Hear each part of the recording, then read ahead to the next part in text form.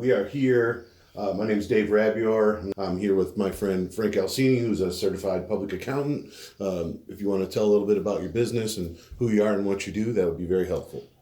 Frank Alcini here, CPA in the state of Michigan, work with real estate investors, large and small, from single family to large multifamily, and we're just here today going to talk about opportunity zones. Right, and we're going to do it with a little bit of personality because sometimes these videos are a little bit bland.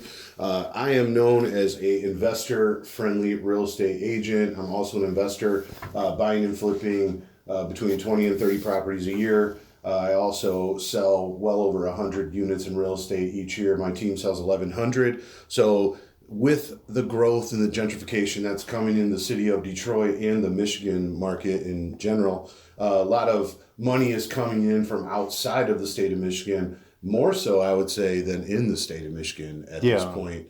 And there's reasons for that. One, because in California or Miami or New York or et cetera, they look at their real estate market. They have, $350,000 minimum to buy an investment property on average. Most of my investors that come from California per se, they're only making 6 to 8% on their real estate investments. So when they troll around on the internet and they start doing research about markets, Detroit is one of those markets they look at and say, you mean to tell me, Dave, that I can come to Detroit and buy a multifamily property for $50,000, a 2-unit, a 4-unit for less than $100,000, or a single family house for $40,000? The Section 8 tenant with guaranteed rent, that is almost unbelievable for some. Oh yeah, one of the cheapest in the country. Exactly, and as I drive around each day, almost every day in the city of Detroit, and I have been since around 2016, really heavily,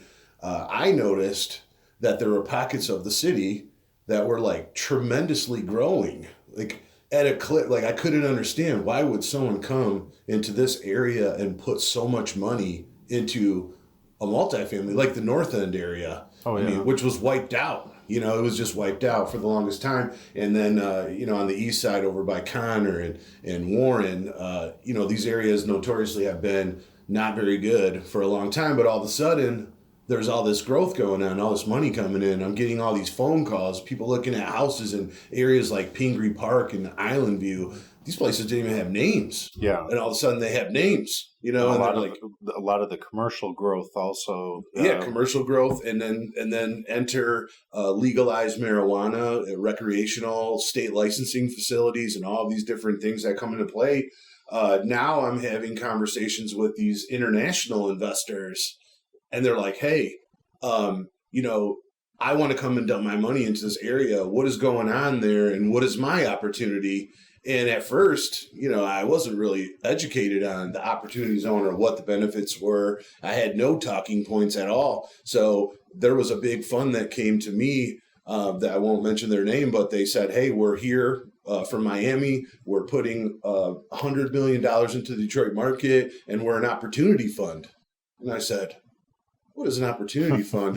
So I started researching around, and then I realized what the opportunity funds were and what opportunity zones were. And I started to educate myself. And then that became a focal point for me in my business to bring large funds to this area and start to accumulate sale after sale after sale. Oh, yeah. Right. And what the most amazing thing is as they bought the properties, they were dilapidated, just junk, and I thought, what's the end game here? And then as I educated myself, I started to realize that. So today we're talking about the opportunity zones, and they don't just exist in the Detroit market, correct? Correct. They're located in all 50 states, and then areas within each county are designated, laid out by the local municipality, and then the governors at the time that when they laid those out. But they're really all over. But as you said, in the city, there's a lot of growth and economic opportunity coming here. And in addition to that, the qualified opportunity zone property is a great investor opportunity, obviously for the longer term cash or short term cash flow, but the longer term appreciation. Right. And then there's some great tax benefits within that also. Right. So guys, let's face it. The opportunity zone creates an opportunity for the investor. But the real story that I always focus on is the state of Michigan, the federal government, the city of Detroit, Wayne County. They know that they don't have the money or the skill to really develop those areas in any kind of a timely way. Yeah. So then they open up the floodgates for people to bring in those funds and accelerate development so they could further accelerate what their long-term plan is, which is a walking city with grocery stores, shopping, coffee shops, and essentially diversifying the city from becoming not just the old black eye, Detroit, where it seems like nothing can be done right, and a mayor that goes to prison and all these negative things. And now they see opportunity like in every other city that utilizes their downtown area to create high dollar real estate. And Detroit is one of the last, in my opinion, metro areas that are really out there. Yep. Every other metro area across the country is almost untouchable at this price point. Yeah. And it's amazing, and it extends out into other markets of Michigan, but particularly we're going to talk about the Metro Detroit area because that's where we spend the majority of our time. So I'm going to go into a little bit about opportunity zones. So opportunity zones are a new concept recently enacted in the 2017 Tax Cuts and Jobs Act. The program is designed to incentivize patient capital investments in low-income communities nationwide that have been cut off from capital and experienced a lack of business growth. There are 3 types of tax incentives that relate to the treatment of capital gains. Each of the incentives are connected to the longevity of an investor's stake in a qualified opportunity fund that provides the most upside to those who hold their investment for 10 years or more. So what are the 3 tax incentives, and how does that work? So first, Allure is really the deferral of capital gains. So right now, let's say that I have some stock that I put 50,000 in some years ago. Now it's appreciated to 100,000. If I sell that stock today, my first instinct is I'm going to have capital gains taxes on that. Generally going to be long-term capital gains. Sure. I can take that 100,000 and reinvest that into an qualified opportunity zone fund. Right, QOF. And which then there's some structure to set that up. Sure. There's certain rules and a roadmap to follow for to be a QOF, as opposed to just buying that property outright. But then from there, I have a 5-year deferral in there that I'm going to get short-term defer or 5-year deferral on that $50,000 gain from my 100,000 of stock that I had. Then further, if I hold it for 7 years, I'm going to get a step up in that investment. I'm going to recognize the tax on my deferred gain in 5 years, but in 7 years, I'm going to get a step up. And then further, if I hold it for the long run for 10 years, I'm going to get a step up to the fair market value at that time. But I might lose some tax incentives and benefits if I sell before that 10-year mark. Right. But in the end, I'm not going to have anything negatively recaptured that I wouldn't be paying today. So I'm going to get deferral even if you enter this fund and you decide 4 years from now life changes and you have to exit out. You're not going to be penalized any more than you would. It's not like a 401k. If you take it out, you get a 10% penalty. Yep. You just pay the tax sooner, but you pay it at the time you sell. So there's not necessarily a negative if you don't go the long haul. Right. So the goal, though, if you hold for 10 years, if you say you buy a property and then you improve that property and you make it into, like, say, a rental property, and then you hold it for 10 years' time, you're going to maximize your deferral almost completely exempt from capital gain at that point. So that $100,000 of property, let's just take normal appreciation and assume that it's going to grow, which is true. But then you also have to take into account, and we're not giving any investment advice here, but any area that's improving, that property could go to 120,000. It could go to 400,000 or 500,000, which has been done. If you look at more of other metro areas. Yeah. So the longer term play, you could really end up deferring a lot.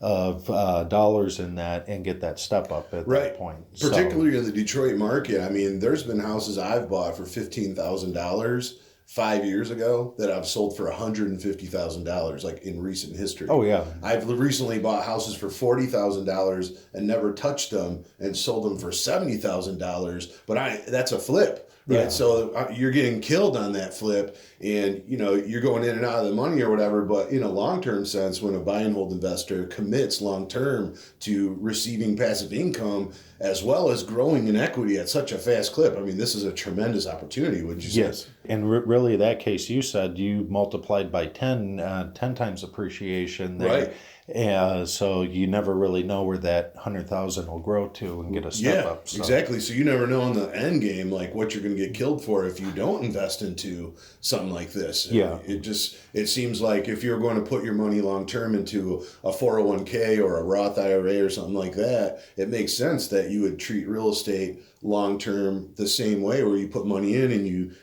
take your hands off and you manage it and you hope that everything goes well. Yeah. And when it does, this is like way better than the stock market in a sense, because of the returns in Detroit being 13 to 20%, even higher. And Oh, so, yeah. just on yearly passive income, just on a cap rate, I experience on rental properties, 15% is like a minimum net that I receive. So that's like unbelievably good, Yeah. for someone who's wealthy or someone who's not wealthy that's just trying to build passive income and wealth over time. It's just, Detroit is such a great place, but it's not for everybody. Yeah. I mean, we all know the pitfalls. We all know the struggle. And, anytime that you invest into an area that has challenges, then you face challenges as an investor as well. It's a little volatile, so you do have the occasional, tenant problems or whatever. But I say, if you can come into this market and be successful at being a landlord, like there is nowhere in this world that you couldn't be successful. I mean, you're going to face every challenge.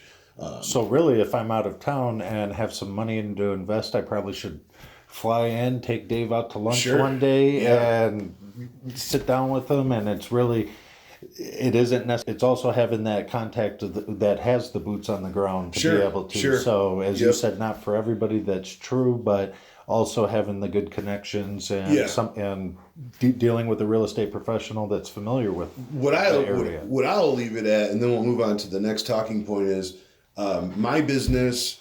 I take investors in. I help them find properties. I help them get them renovated if they need it, or get the repairs done that are needed as they take possession. And I stay married to those deals as their partner in business. Whereas most agents, you call them, they send you a list, you tell them what you like, they help you write it up, they get paid, and then that's it. Until you're ready to buy another house, like forget it. They're not going to answer the phone. And I'm sure a lot of people have experienced that. But let's move on. So on December 22nd, 2017 was the most sweeping tax legislation since the Tax Reform Act of 1986, and it was signed into the law. The Tax Cuts and Jobs Act of 2017 makes small reductions to income tax rates for most individual tax brackets and significantly reduces the income tax rate for corporations. Does that make total sense to you? Yes. How does that impact someone who is an LLC holder or a corporation or maybe a nonprofit that comes into the market to try to do this type of a strategy? So somebody with a corporation or LLC, an existing entity, there's certain requirements that this new or XYZ entity, LLC, has to have certain amount of property. So it may be a situation that an existing corporation establishes a new LLC, elects to be a qualified opportunity fund, and then within that fund, they acquire the property. So let's say that I have a LLC that I have a factory in the suburbs. I generally would not be able to own that opportunity zone property in that same LLC, so it would require establishing a new LLC.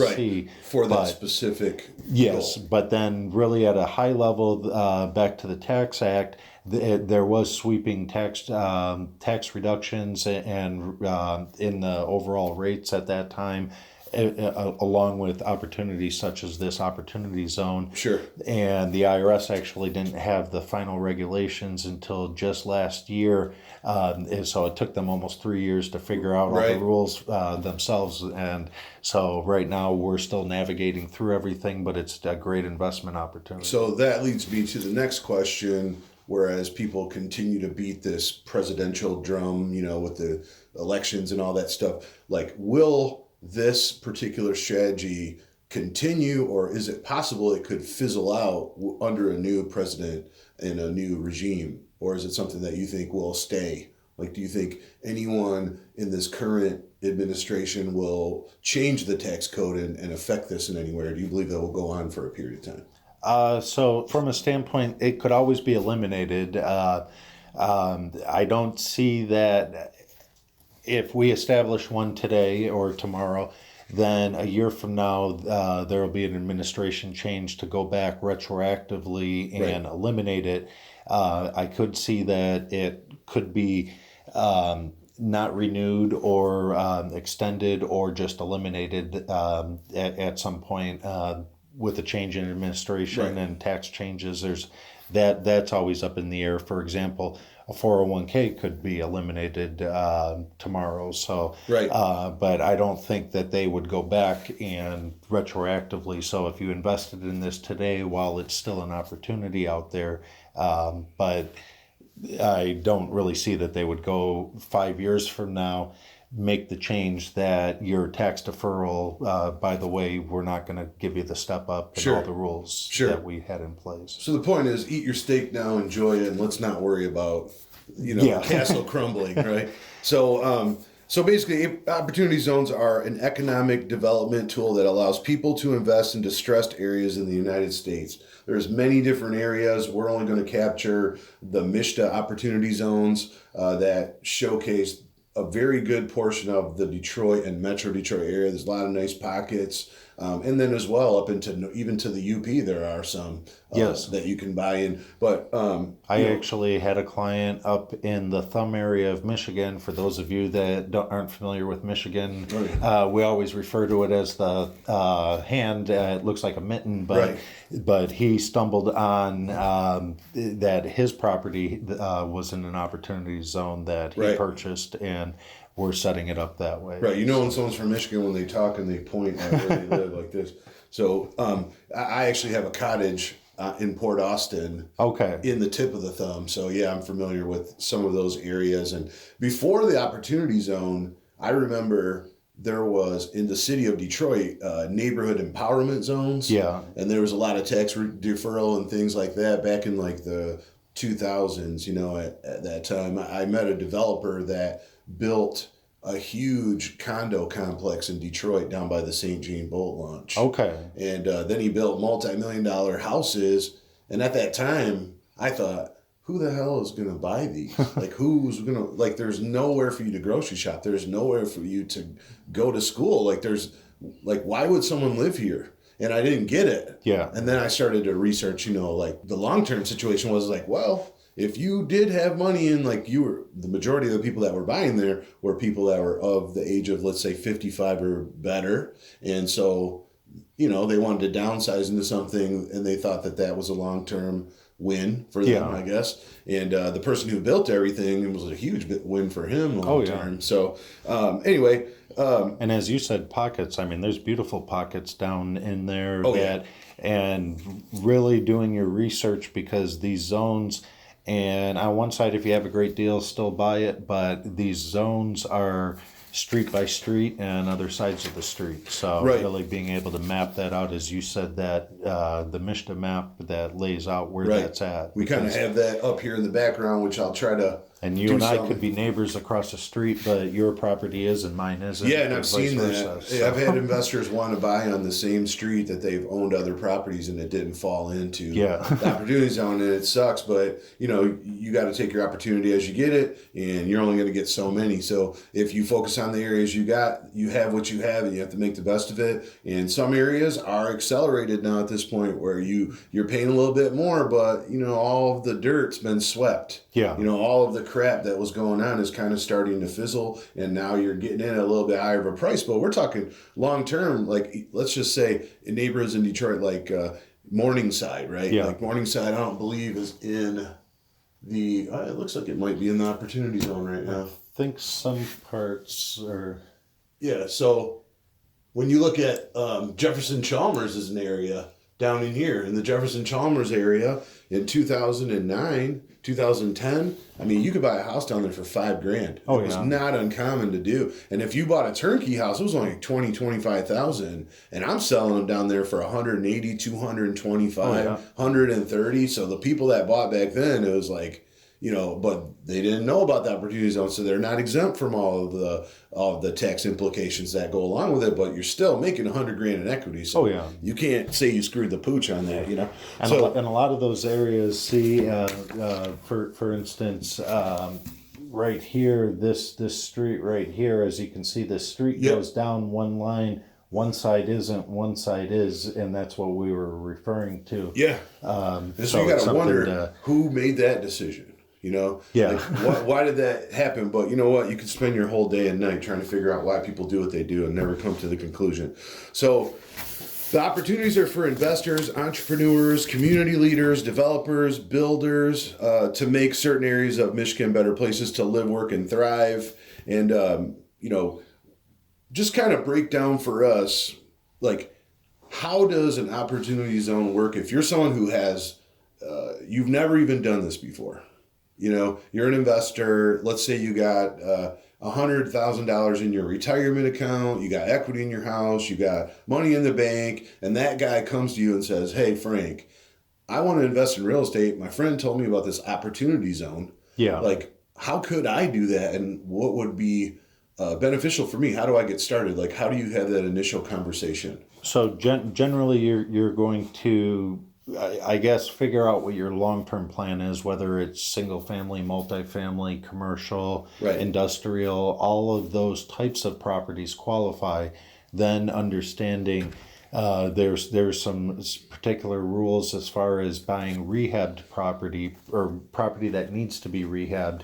You can't buy a turnkey rehabbed property, and there needs to be a certain amount of purchase price and improvements put into that. So not every deal also falls for a qualified deal, because some properties you might fix for a rental versus a flip, or putting in a longer term tenant. A flip wouldn't be a good example, but definitely understanding that each deal within those green zones there, not every property really warrants that level of rehabilitation either. So, but overall, they're going to want to organize a qualified opportunity fund to purchase the qualified opportunity zone property. And that's where people, if I just go out and buy a property that's located within the green zone, and then you effectively elect on Form 8996 to be a qualified opportunity fund. That's where now in your legal documents you would dictate that you're going to be a qualified opportunity fund. This is how we're going to operate that. So there's some more structural planning, but it's real simple to complicated depending on how, if it's just going to be me or it's going to be me and a larger group of investors, and what our overall plan is. But, so is it basic, like, if a house I can buy for $20,000 and do I need to put $20,000 into it? Generally, like a 50%, or at least the purchase price has to be in improvement. Okay. So if we go buy a house for $20,000 and I'm all in for $40,000, then I'm kind of hitting that would be qualified then. Gotcha. And then now, 6 months from now, I buy another property with another infusion of cash into my qualified opportunity fund. That fund can own one or two or three or multiple properties. I don't necessarily need to have a new entity or that set up. So you can buy an unlimited amount of properties like that, or is there actually a number that you can only own so many? The fund can buy unlimited properties. Okay. Depending on your capitalization of your partners or your risk, you may set up separate entities for that, but effectively, if you had a qualified opportunity fund that was buying 10 houses on this street and raising capital, all your partners might be in it equally in all 10 houses. Okay.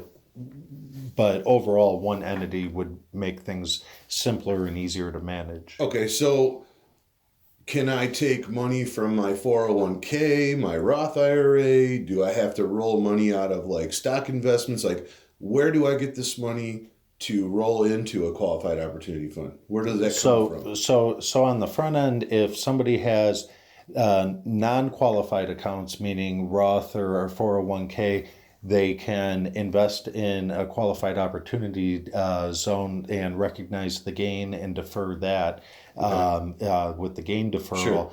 At the 401k level, they can always look at converting and getting that, locking in that after tax. And it's really then just, do I pay the distribution today to convert it into a tax-free vehicle later, and just because 401ks are a little bit different than qualified opportunity funds for the benefits. Yep. But that same 401k can invest in the property, but might structure it a little bit differently. Yeah, like a self-directed type 401k, you mean? Yes, and might structure it a little bit differently than if you and I were just pulling cash out of the bank. Okay. Just because they've got certain benefits in that 401k vehicle that they are going to overlap with some of the qualified opportunity funds. So if I do, like, let's say I own properties in a 1031 exchange.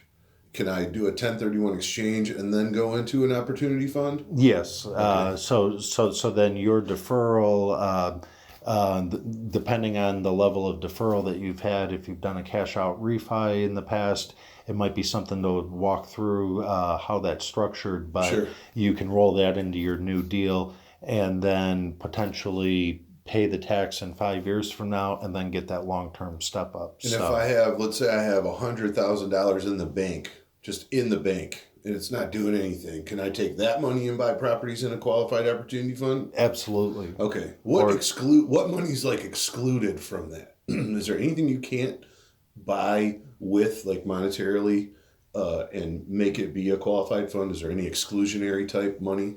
If you transferred Bitcoin, there'd be a gain at the sale of that Bitcoin, but right. You might be able to defer that Bitcoin gain. That's a capital asset that you could defer. So let's say that person that bought $1,000 of Bitcoin, it's appreciated to 100,000. They can convert that investment or Google or whatever stock or 100,000 in the bank. With the bank, there's not going to be the front end deferral that's needed at the 5 years from now, so there'd be no tax bill, but they can still get the step ups at the future date. So, what about if I were to be able to buy a property on a mortgage, like a conventional mortgage? So within the fund, buying the property, you can do that at a future date. It is something to take into account if you're a cash out refi. If it's 5 years from now, the property appreciates. Now, is that just a excess cash distribution that we're doing or a return of capital? Right. A return of capital 5 years from now could trigger some taxation and a less deferral because I'm effectively being returned my capital.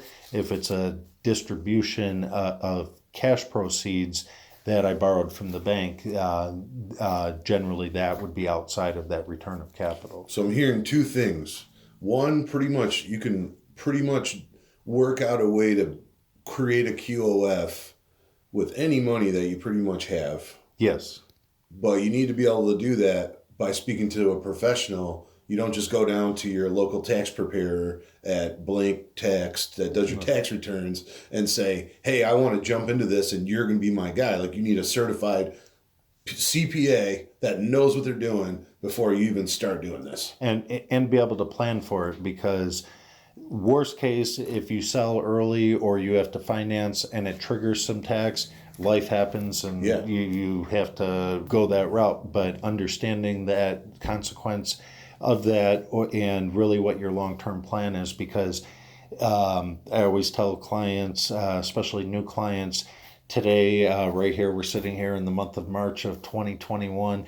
I can help you plan the next year, but it's tough for me to help you fix what happened last summer and right now. So, Right. So if you bought a house and it grew by $100,000 in equity, if you were in a QOF and you held it for 10 years, you would essentially not have to pay almost anything on the gain, right? as you get the step up 10 years from now, and if that's your long-term plan and life happens and you sell it earlier, there may be a tax, or as you refinance it, at least maybe can it be structured differently Sure. or the proper way to do that than Now, just what if I weren't to do that? If I'm just an investor and I come into Detroit today and I buy a property and in 10 years it accelerates and the equity's 100 grand, how much does that really cost me as an investor in a normal situation? so right now the maximum capital gains rates are 20%. Okay.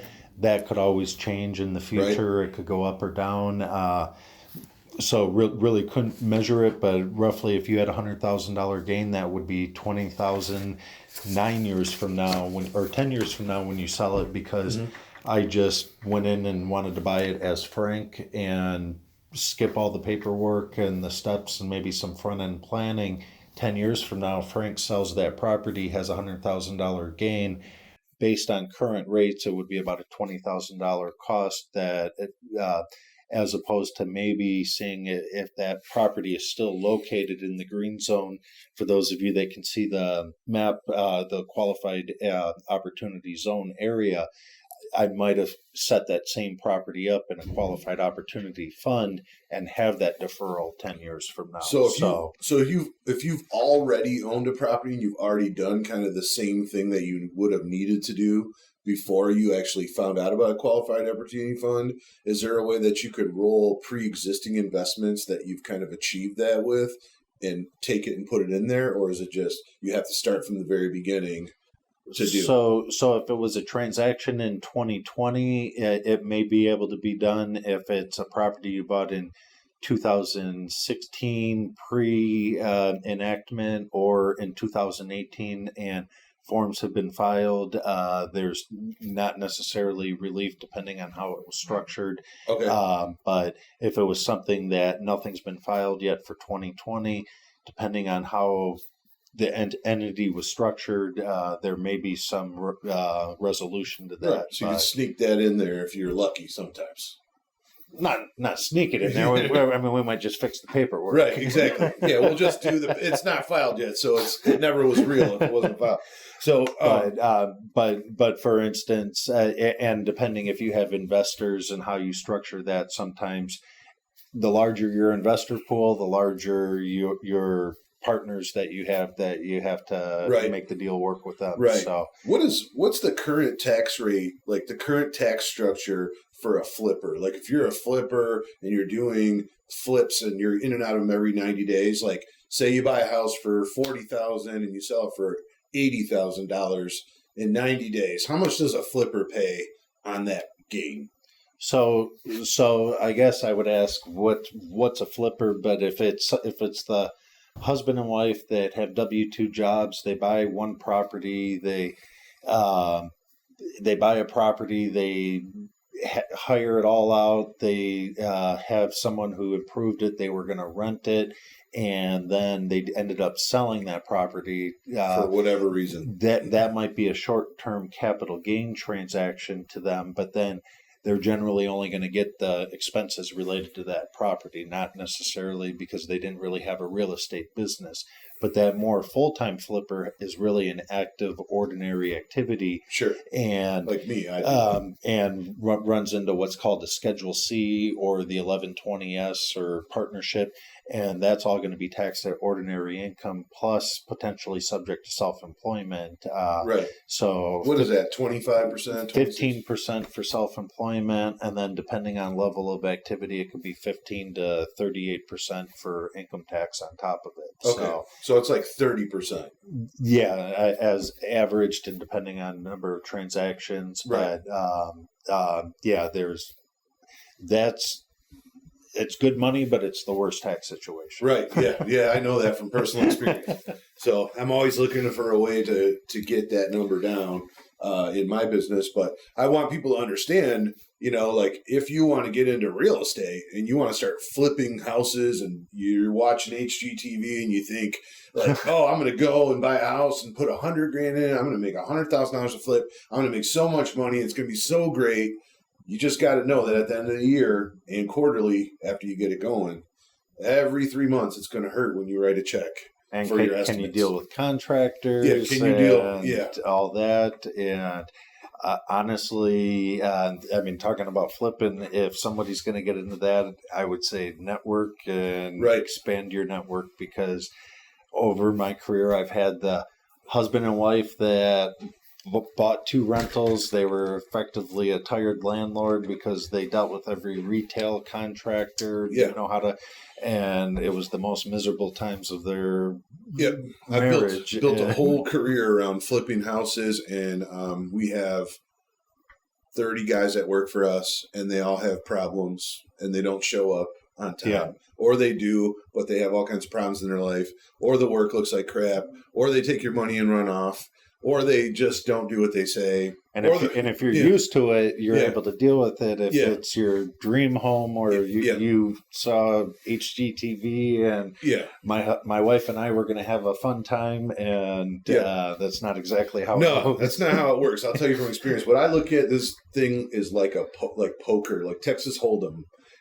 If you go into a buy-in tournament and you only throw $20 down and you make it all the way to the end and you win, the gain that you make off that $20 is like, it was worth the time you sat there, and it was worth the time that you took to get to the end to win the pot. If you lose, you only lose like $20. But if you're in a cash table and you're $20, $30 blinds, you can get your whole stack took from you, and your whole business is done at the table, and you get it lost real quick. So passive income is more like a slow play, where you take a little bit of money, it grows into more. You try to be a flipper, you're taking a lot of bit of money, which can make you money, or you could take the biggest loss of your entire life if you don't know what you're doing. So it's very important that you know how to structure your business, how to get partnered with the right people, how to get with the movers and the shakers that are honest, that aren't going to rip you off. I'm sure you've had the deals where you've walked away with a big, nice check and it was a home run, and then you've had the ones where you were just begging to get your money back. Oh, I have one to get right now. out of the deal, and it was that quick 3-week flip that turned into almost 12 months. I have 2 houses right now. 2 houses right now. One in Chesterfield and one in East English Village that I've literally had them for a year. The one in East English Village, it took me 6 months just to get possession because I had squatters. Oh. And the one in Chesterfield, the city came and put stop work orders on me like almost every month and made us do the dance, and finally we got them back on track. And at the end of the day, I'm leveraging between those 2 houses alone about $500,000, and I'm going to probably make back, like honestly, in profit off both of those when they sell, I'm going to make $40,000. Like that's it. Yeah. Because every single thing that possibly could have gone wrong did. And at the end of the day, I'm not tucking my tail and running. But that's what happens to people from outside of this market. They come in, they meet someone that tells them all the right things. They join all these real estate groups and everything on various different social media. They read all the dream scenarios, and then someone gets a hook in them, and then they get ripped off, and then they can't do nothing but tuck their tail and run off because they don't have anybody here. Oh, yeah. Like you can't, I can't tell you how many people I've got from Israel and, the UK and South America, and they're either getting ripped off by somebody locally or they're getting ripped off by a middleman that deals with someone locally and sells it back to them. So it's very important that we educate people on exactly what the strategies are, and then also offer them the opportunity to work with professionals locally that have the contacts that they really deserve to have, because no one deserves to work really hard for their money and come into a market like this and then someone runs off with $8,000, $10,000, $12,000 of their money on a rehab or something like that. Oh, yeah. It's just not right. And that's one thing, man. I mean, if somebody's serious, plane tickets are cheap. Fly up, take Dave out to lunch, and ask him. Frank. And check it out. But I can't tell you how many people I've gotten phone calls that bought a property at a seminar, sight unseen. Oh, yeah. Didn't even know what it was. And Yep. then you drive by it and you look at it and you're like, that property needs about 80 grand of rehab. Oh, yeah. And you overpaid. I'll tell you a story real quick. I had a guy, I deal with these guys from Brazil. They're big money guys. I do a lot with them. They introduced me to their friend. Their friend came to me and said, I have 4 houses. I need to sell them. And I said, okay, yeah, I'll sell them for you. No problem. He's like, I need $25,000 a piece. He sends me the addresses and I'm thinking, these are worth double. So I said, these are worth double. He said, no, I don't think you understand. So this guy, he flies into Detroit. He meets this guy who markets himself to South America. And the guy tells him, I can put you into turnkey real estate investments that will give you a return of like 15%. And down there, you can't really invest in real estate like you can here. Yeah. The returns are like, you can't really own property like you can here. You just go around and buy whatever you want. Down there is different. So they come here and then he takes his money and he buys 4 houses for $49,000 a piece. So now he's in it for almost $200,000. The guy who sold him the properties own them, put land contract people in them, faked leases, sent him all these fake leases. The guy thinks he's buying, rental properties, but really the people that are in the houses are on land contracts, but they never filed the memorandum on the deed. So he buys them, he flies into town, he goes through the units, he sees people living there, all that stuff. How they got this guy into these houses, I don't know, because these are land contracts. Yeah. So he flies out of town, does the deals, flies out of town, he thinks it's all good. And then the property management company never sends him a check. Oh. Never once. So then he comes and he asks people locally to get involved. And it was at that point he realized all the people in his houses were on land contract. And when he went to get an attorney, the memorandum was filed after the sale. Okay. So then he's dealing with now he's got these houses on land contracts that aren't even between him and the people. So anyway, long story short, when the people found out they were living in the houses that they got ripped off, 2 of them left. One of them stayed, and one guy left, and his brother moved in as a squatter. Oh. So I had to take possession of all these houses and try to sell them, and he lost half, $100,000 he lost. Oh yeah. On that deal, because he came to town and he believed what someone told him, and he didn't know what to do, and he didn't meet with someone that had a reputable scenario, and the guy got robbed blind, and it was a sad story, and I got him back his money that he needed. But I mean, I've never personally taken a loss. I don't even know what I would do if someone did that to me. I would imagine I would try to go to the police or try to do whatever, but he's not from here. So what is he supposed to do? Fly back and forth from Brazil to Detroit 100 times? I mean, it was just a bad story. So whenever I do videos about this, as much as it's important for you to educate yourself on how to buy and where to buy, who to buy with. Yes. And then what to do with the money when you do make it, And I say that over and over. And that's why, come look at it. And yeah. So anyway, moving on to the next point, business infrastructure, real estate funds, industrial, retail, mixed use, and transit-oriented businesses, from what I've read, qualifies opportunity zone investments. Yes. Venture capital funds, seed state investments, Series A investments, operating business, private equity recapitalizations, and growth capital investments, enhancement for other federal tax credit transaction, new market tax credits, historic tax credits, low income housing tax credits. So there's a lot of things that you can get on top of being in the fund, right? In addition, so there's a lot of great opportunities. And as you mentioned, low income housing credits, you can still get those credits in addition to the qualified opportunity.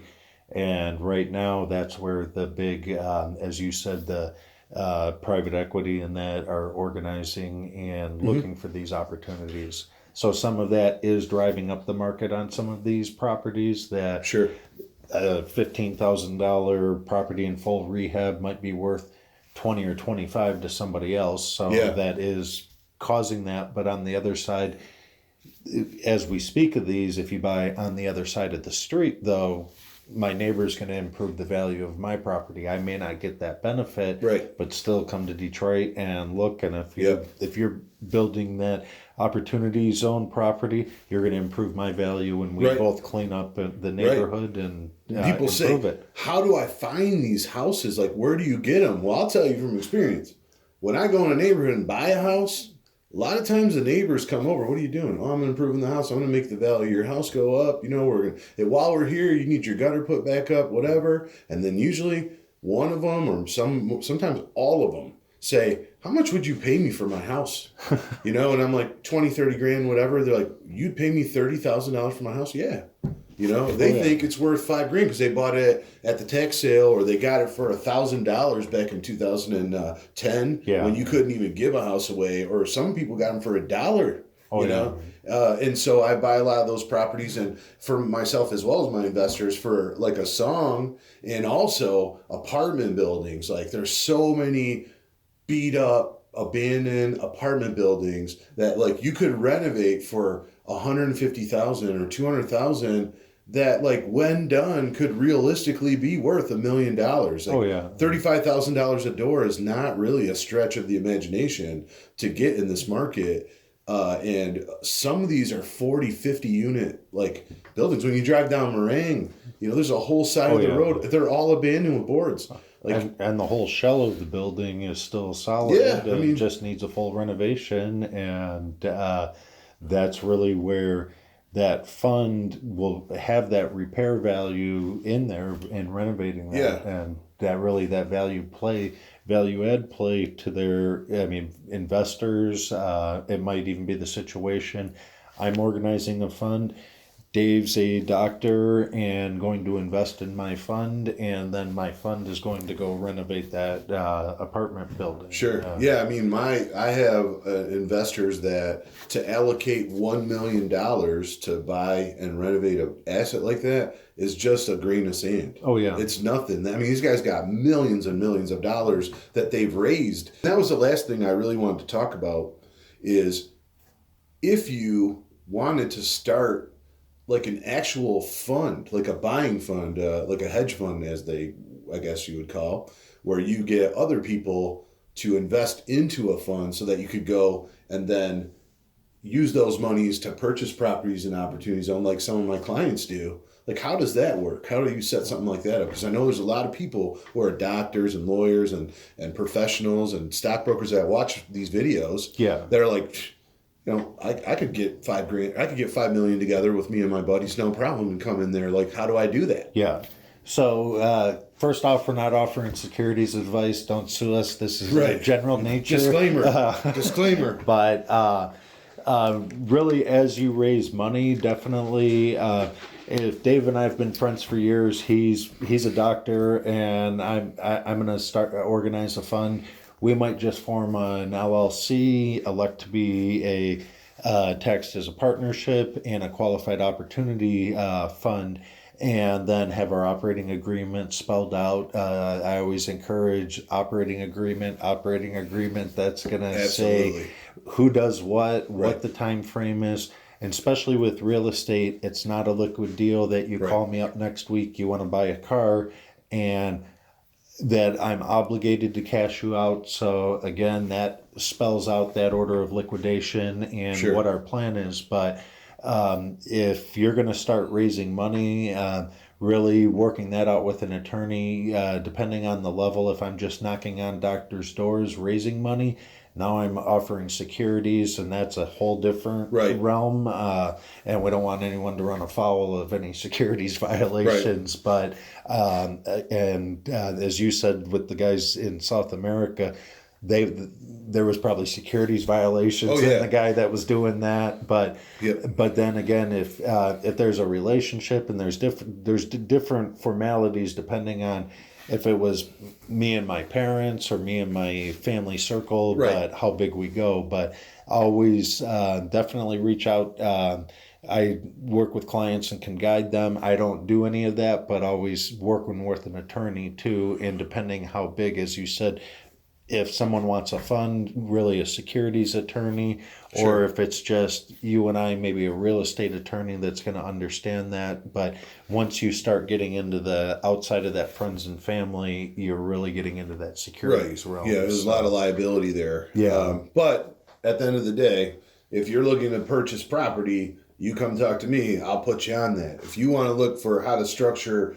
an LLC and how to do your taxes and how to make sure that you don't get, bent over, as they say, by the IRS, you need to see a CPA like Frank. And if you want to do other things like that, you get connected with guys like us that can get you with an attorney like Rick Linnell or something like that, or Dave Applebaum, or there's so many of them out there. But guys that really know what they're doing. And David Sobel's Exactly. one, and but yeah, definitely, and really being on the same page, because many times the real estate professional, the CPA, the attorney, when they're not talking or understand what your long-term plan is, you'll have the best plan, but it's still not implemented right because we don't know either. Right. So Yeah.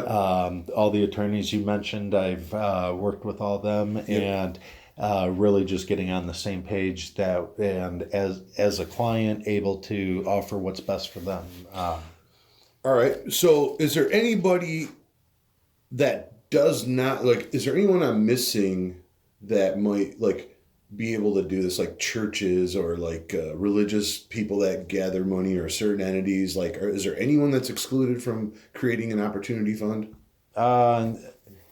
I'm not sure on not-for-profit organizations, but from a not-for-profit organization, they would generally have not-for-profit status and wouldn't necessarily need to. So Sure, yeah, that's true. I would have to research that. I'm not sure on that side, but generally they're going to own the real estate within their not-for-profit entity and not have that tax exposure, and they probably don't have the deferred gain where the allure is. So there's no real minimum. Like, I could buy a $5,000 house and improve it by double, or I could buy a $100,000 house and improve it by double. It's not like a minimum or a maximum. Correct. There is, and personally, I think a lot of the large financial houses have created this because you also have to think that they've created their fund where they're going to go invest in real estate.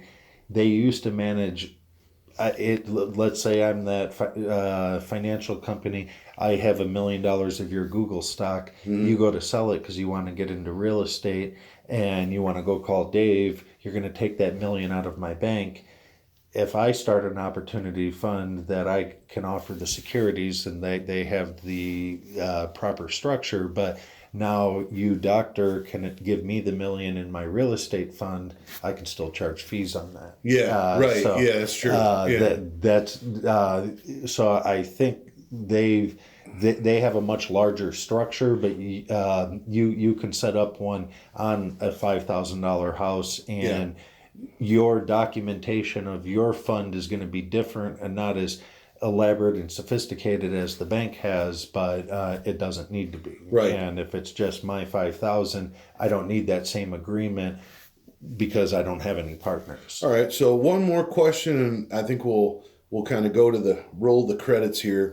What do you think, in your opinion, is the most common place that an investor gets their money to roll into a QOF? What do you see the most common place that money comes from? Really with just either they have right now the stock market's at an all-time high, right. Maybe locking in some of those gains and not knowing. I mean, it's really going to be from savings, from different things. Sure. It's a great opportunity if they're unsure where the market's going to go, lock in that gain, invest in the QOF, defer that gain, and then just hold that for the long term. Right. I'll tell you guys a story before we wrap it up. In 2009, I worked. In 2009, I was 30 years old. And I worked my whole adult life to scrounge away as much as I could in my 401k. And then the market crashed. And I lost nearly almost 2/3 of everything I had worked for. Oh, yeah. And I called up my person at Raymond, whatever, blank, and I said, "Where did all my money go?" And his response to me was, "Well, this is something that no one knew was going to happen. The money is gone and you'll get it back over time. Don't panic. You're only 30. And at that point, I pulled all my money out of the stock market and I've never reinvested it again in the stock market. I solely invest only in real estate. That's it. I don't invest in Bitcoin, cryptocurrency, stock market, nothing. People think I'm crazy. People think I should do it differently, but I prefer something that I can drive by, see it, feel it, taste it, touch it. If it burns down, I have insurance. If the tenant doesn't pay me, I can always evict them. If there's a hole in the roof, I can always put a new one on.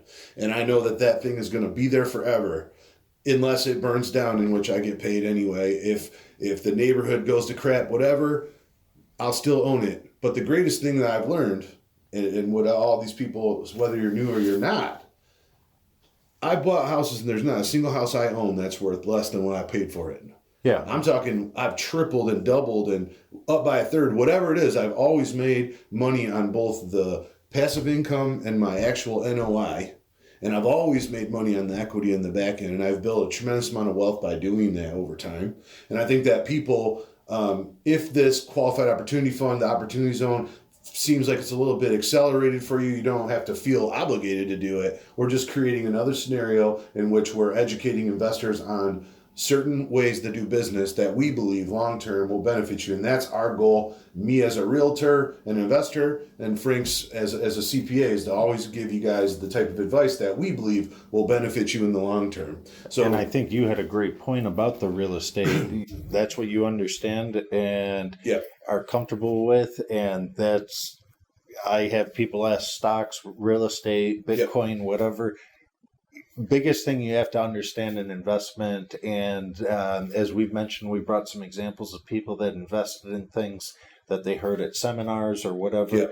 You have to get here. I mean, you can drive by the house in Detroit or wherever it may be and look at it before you buy it and understand it. We all know a door, somebody lives in it, rents come in, we understand it, and that's we can touch it, see it, and that's really the key here. And then with opportunity zones and opportunity funds, it's just really an opportunity, another avenue in investing in real estate.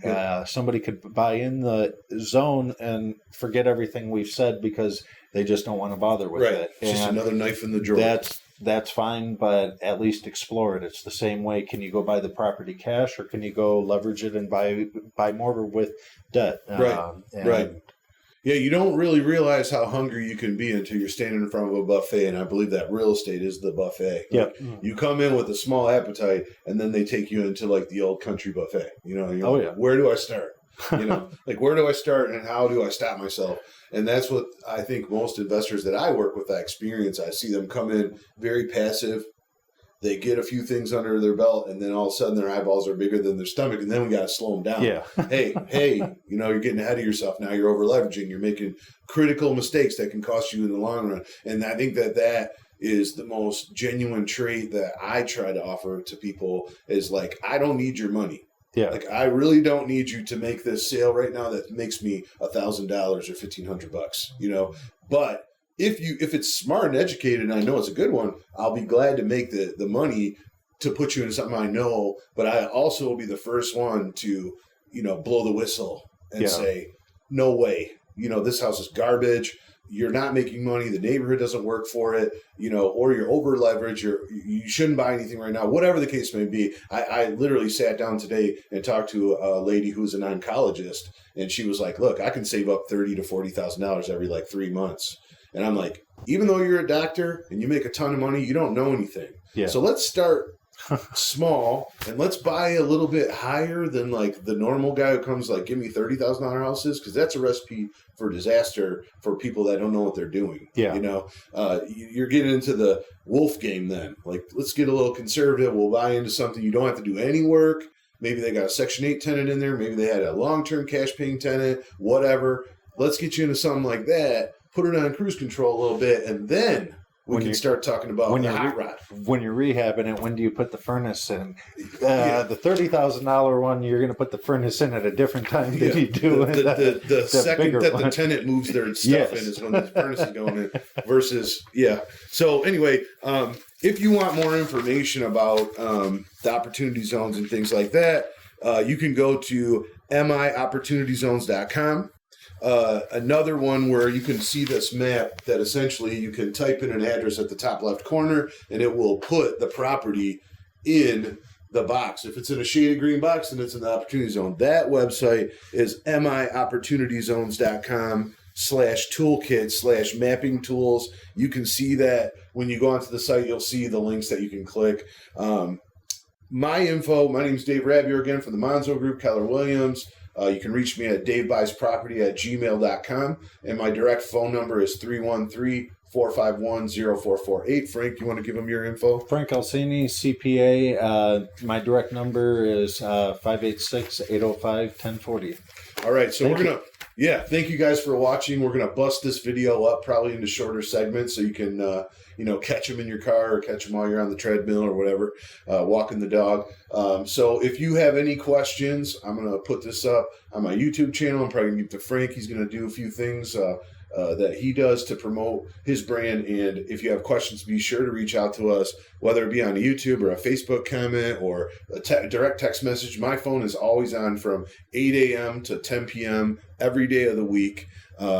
Frank, you might not have the same schedule as me. Mine's on 8 to 10.